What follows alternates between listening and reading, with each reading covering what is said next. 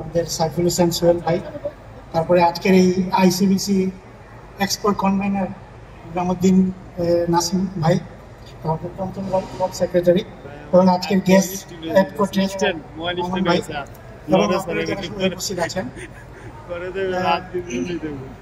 I must say that আমি আসলেই খুবই অনার্ড যে আজকে এরকম সুন্দর একটা আয়োজনে আপনাদের সামনে এখানে দাঁড়িয়ে আমি দুইটা কথা বলতে পারছি। ডেফিনেটলি এই ধরনের এক্সপো, এই ধরনের আয়োজন আমাদের আমাদের মিডিয়া ইন্ডাস্ট্রিকে অন্য লেভেলে নিয়ে যাবে ডেফিনেটলি। সো আমি এই জন্য শুরুতেই কোয়াবের জন্য সবাই একটা তালি দেওয়া দরকার, তাদেরকে এই অ্যাপ্রিসিয়েশনটা দরকার। আমি ব্যক্তিগতভাবে মনে করি যে সকল ইন্ডাস্ট্রিয়াল সেক্টরগুলোতে এইরকম ইন্ডাস্ট্রিয়াল এক্সপোগুলো হওয়া দরকার, যেখানে সকল স্টেক হোল্ডাররা এক হবে, এই ইন্ডাস্ট্রির সাথে রিলেটেড যারা আছেন সবাই এক হবেন। এটা মত বিনিময়ের সুযোগ হবে, একজন আরেকজনকে জানার সুযোগ হবে এবং নতুন বিজনেস এখান থেকে তৈরি হবে ইনশাআল্লাহ।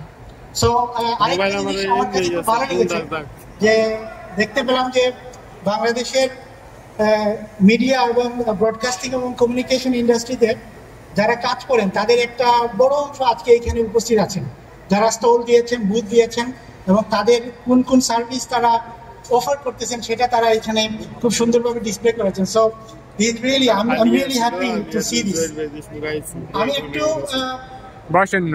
বাংলাদেশ আলহামদুলিল্লাহ গত 53 বছর 54 বছরের স্বাধীনতার পর বাংলাদেশ অনেক এগিয়েছে।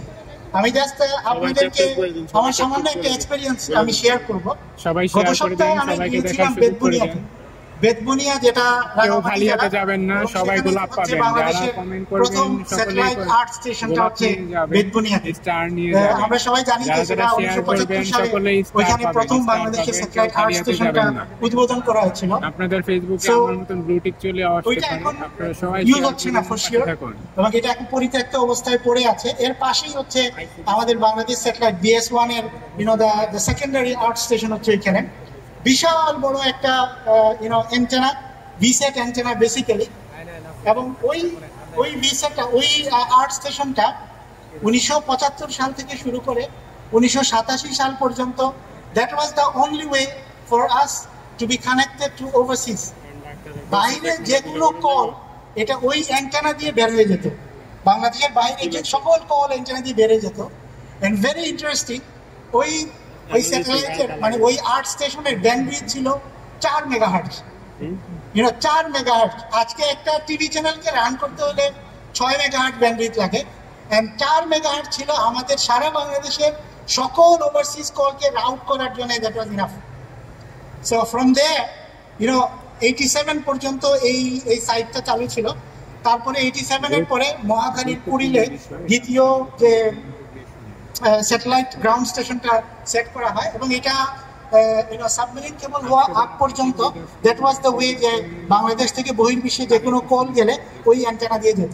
তো আমি এটা এই জন্যই বলতেছি যে ওইখান থেকে আসলে বাংলাদেশ এখন প্রযুক্তিগতভাবে অনেক বেশি অ্যাডভান্স হয়েছে। And I think this is really encouraging.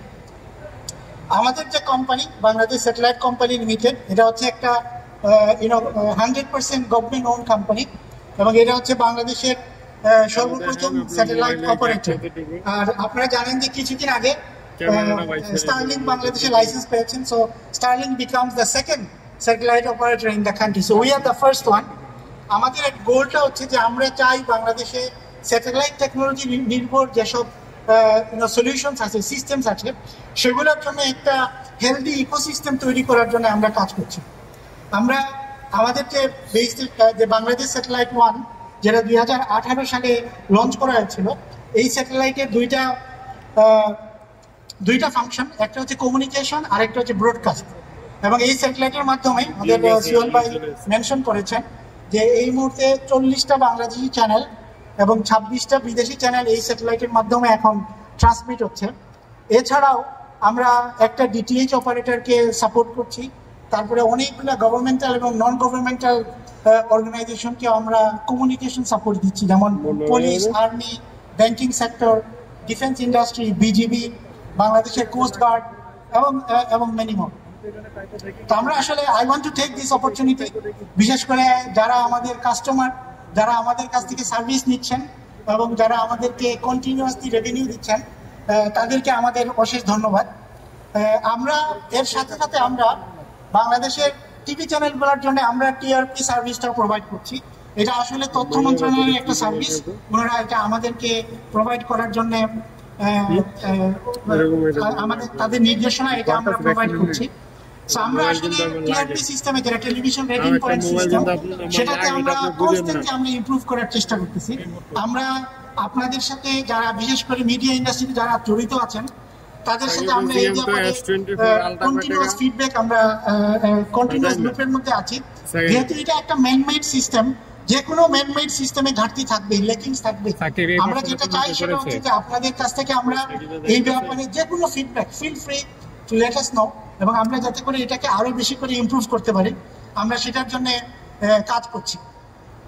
তো আমি এখন যদি আমার যারা কেবল অপারেটর, তারপরে এখানে আমাদের আইএসপি অপারেটরসরাও আছেন, আপনারা একটা ইম্পর্টেন্ট জিনিস করতেছেন, সেটা হচ্ছে যে আপনারা আসলে টিভি চ্যানেলগুলো যে কন্টেন্টগুলো তৈরি করতেছে সেটার অ্যাক্সেসিবিলিটি আপনারা বাড়ায় দিচ্ছেন।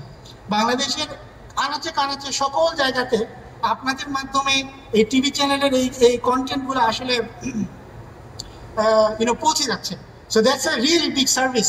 এর মাধ্যমে আসলে ডিজিটাল ডিভাইড কমতেছে, এর মাধ্যমে ইনফরমেশন অ্যাভেলেবিলিটি বাড়তেছে, সারা দেশের সকল জায়গাতে ইনফরমেশন অ্যাভেলেবিলিটি বাড়তেছে, ট্রান্সপারেন্সি বাড়তেছে, যার কারণে you are really playing a big role actually.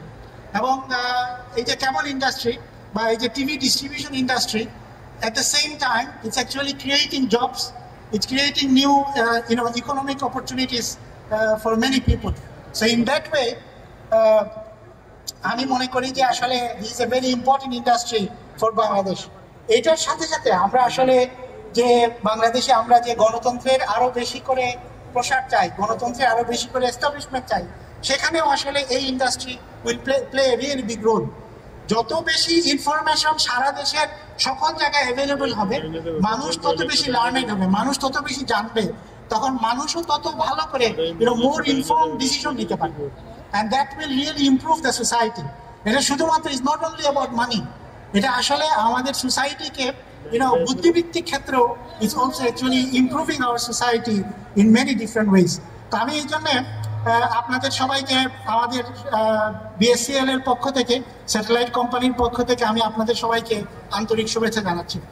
আমাদের কাছে একটা জিনিস খুব ইম্পর্টেন্ট, সেটা হচ্ছে যে যদি আমাদেরকে একটা ভাইব্রান্ট মিডিয়া ইন্ডাস্ট্রিকে এস্টাবলিশ করতে হয়, তাইলে এই ইন্ডাস্ট্রির ফাইন্যান্সিয়াল সাস্টেনেবিলিটির দিকে তাকাইতে হবে। That's very important. এবং এটার জন্য প্রয়োজনে যেসব পলিসি চেঞ্জেস দরকার, যেসব স্ট্র্যাটেজিক চেঞ্জের দরকার, সেটাকে করতে হবে। আদারওয়াইজ আমরা আসলে এখানে এই ইন্ডাস্ট্রিটাকে আমরা সাস্টেনেবল করতে পারবো না। আমি এটা অনেক জায়গাতে বলেছি যে পৃথিবীতে অনেক দেশে 10 মিলিয়ন মানুষের দেশ, 20 মিলিয়ন মানুষের দেশ, সেখানে media industry is thriving, media industry is really doing very well. তাই আমরা এখানে 180 মিলিয়ন মানুষের দেশ, আমাদের এখানে media industry, broadcast industry sustain করবে না, এটা সাস্টেইনেবিলিটি থাকবে না। It's really strange, really we are doing something wrong. কিছু একটা জিনিস আমরা সঠিকভাবে করছি না, এবং এই জিনিসটা আইডেন্টিফাই করে এই ইন্ডাস্ট্রিতে আমরা যারা আছি সকল স্টেক হোল্ডাররা একসাথে মিলে আসলে কাজ করা দরকার। I have seen this statistic just some days ago, যে বাংলাদেশে এখন যেটাকে বলা হয় যে সচ্ছল মানুষ, মানে ওই মানুষ যারা whenever they want to buy they can buy, or let's say সচ্ছলতা, বাংলায় আমরা যে সলভেন্সি, এই সলভেন্ট মানুষের সংখ্যা হচ্ছে 35 মিলিয়ন। 180 মিলিয়ন মানুষের দেশে 35 মিলিয়ন ইজ রাফলি 16-17%, not more than that. Total জনসংখ্যার ক্ষেত্রে এটা খুব ছোট, খুব বড় না, 35 মিলিয়ন। কিন্তু চিন্তা করে দেখেন, 35 মিলিয়নটা হচ্ছে মালয়েশিয়ার জনসংখ্যার চেয়ে বেশি। মালয়েশিয়ার মতো একটা অর্থনৈতিকভাবে আমাদের চেয়ে অনেক বেশি অ্যাডভান্স একটা দেশের জনসংখ্যার চেয়ে বেশি হচ্ছে আমাদের জনসংখ্যার ওই অংশ যাদেরকে সলভেন্ট হিসাবে গণনা করা হয়। So you see we have a big market. এবং আসলে আমাদের যেটা দরকার সেটা হচ্ছে গুড গভর্নেন্স। আমাদের দরকার হচ্ছে যে সকল স্টেক হোল্ডাররা একসাথে একই পয়েন্টে কাজ করা। আমরা যদি একসাথে কাজ করি, একই পয়েন্টে যদি আমরা কাজ করি এবং সকলের ইন্টারেস্টটাকে প্রিজার্ভ করার জন্য যদি আমরা কাজ করি, তাহলে দেখবেন যে আসলে ফ্রম দিস মার্কেট আমরা আসলে আমাদের মিডিয়া এবং ব্রডকাস্ট ইন্ডাস্ট্রির জন্য খুবই ভাইব্রেন্ট একটা সিস্টেম আমরা ইনশাল্লাহ দাঁড় করাইতে পারি। এই জন্য আমরা বিশেষ করে স্যাটেলাইট কোম্পানির পক্ষ থেকে আমরা মিডিয়া হাউসের মালিকদের সাথে মিডিয়া হাউসের টেকনোলজি যারা টেকনিক্যাল দিকটা দেখাশোনা করতেছেন, যারা মার্কেটিং দিকটা দেখাশোনা করতেছেন, তারপরে আমরা আমাদের কোয়াবের প্রতিনিধিদের সাথে আমরা বসেছি এবং আমরা সকলের কাছ থেকে ওপিনিয়ন নিচ্ছি, আমরা আইডিয়া নিচ্ছি। আমরাও চাই যে আপনারা যে কোনো সময় just feel free to come and talk to us. আমরা চাই যে যদি বাংলাদেশের সকল ব্রেইনগুলো এক হয় এবং একই পয়েন্টে একই গোলে যদি আমরা কাজ করি, তাহলে definitely will find a very good solution. আমি জিনিসটাকে এভাবে দেখি, আপনারা যদি টিভি স্টেশনগুলো যদি সাস্টেনেবল না হয়, তাহলে আসলে কেবল টিভি অপারেটরদের ডিস্ট্রিবিউট করার তো কিছু নাই। আর কেবল টিভি অপারেটরদের ডিস্ট্রিবিউট করার কিছু না থাকে, তাহলে আমরা স্যাটেলাইট কোম্পানি আমরা কার সিগন্যাল ট্রান্সমিট করবো? সো বেসিক্যালি আমরা সবাই একই বৃত্তের মধ্যে, আমরা সবাই আসলে একই লুপের মধ্যে, এবং আমাদেরকে এটা নিয়ে চিন্তা করতে হবে কিভাবে আসলে সকল স্টেক হোল্ডারদের রিটার্ন অফ দ্য ইনভেস্টমেন্ট আমরা আসলে এনশিওর করতে পারি। In that way we can actually create a very healthy media industry, very healthy broadcast industry. এটা আমাদের বাংলাদেশের জন্য, আমাদের ভবিষ্যতের জন্য ডেফিনেটলি খুবই বেনিফিশিয়াল হবে। আমি আরেকটা জিনিস যেটা বলতে চাই, শুরুতে আমি যেটা বলেছি যে বেতবুনিয়ার এই 4 মেগাহার্জ স্যাটেলাইট মানে অ্যাভেইলেবিলিটি থেকে শুরু করে আমরা আজকে যে জায়গায় এসেছি, আমাদের একজন বক্তা বলেছেন যে এককালে অ্যানালগ থেকে আমরা এখন ডিজিটাল ডিস্ট্রিবিউশনে আমরা যাচ্ছি আস্তে আস্তে, এবং টেকনোলজি কিন্তু তার নিজস্ব গতিতে চলতে থাকবে। আমরা এখানে যারা ইন্ডাস্ট্রি প্লেয়ার আছে, আমরা যত বেশি নতুন টেকনোলজিকে যত বেশি করে আসলে অ্যাডপ্ট করার জন্য আমরা রেডি থাকবো, তত বেশি আমাদের ইন্ডাস্ট্রির জন্য ভালো হবে।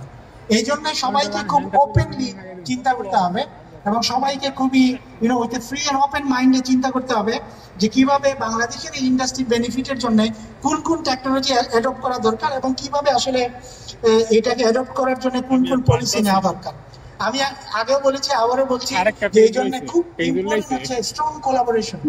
আমাদের সকলের যারা এখানে স্টেক হোল্ডার আমরা আছি, আমাদের সকলের মধ্যে একটা স্ট্রং কোলাবোরেশন দরকার।